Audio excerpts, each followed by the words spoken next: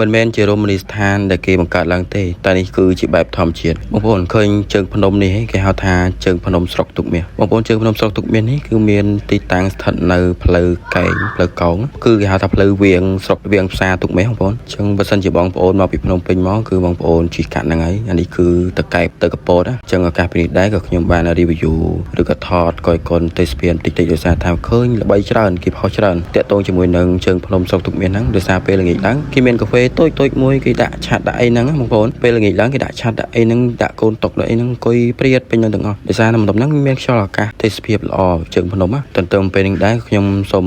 លើកទឹកចិត្តឲ្យបងប្អូនចូលរួមទៅលេងកម្សាន្តទាំងអស់គ្នាដោយសារថាវាធម្មជាតិបែបសុខធម្មជាតិបែបស្រែៗនេះគឺអស់លុយតិចនិងយើងបានស្គាល់នៃធម្មជាតិជើងភ្នំឯហ្នឹងបងប្អូនហើយជាបងប្អូនខ្លះគាត់មិនដែលស្គាល់ទេនៅនេះព្រោះដោយសារថាគាត់អត់ដែលបានទៅអញ្ចឹងគាត់នៅស្រុកឆ្ងាយអញ្ចឹងណាអញ្ចឹងនៅខេត្តផ្សេងអីអញ្ចឹងនេះហើយគឺជាស្រុកទុកមាសខេត្តកំពតដែលគេជើងភ្នំដែលគេល្បីតាក់ទងជាមួយនឹងហាងកាហ្វេបងប្អូនកាហ្វេដាក់តុកដាក់អីនៅគៀនផ្លូវហ្នឹងអរគុណច្រើនជម្រាបលា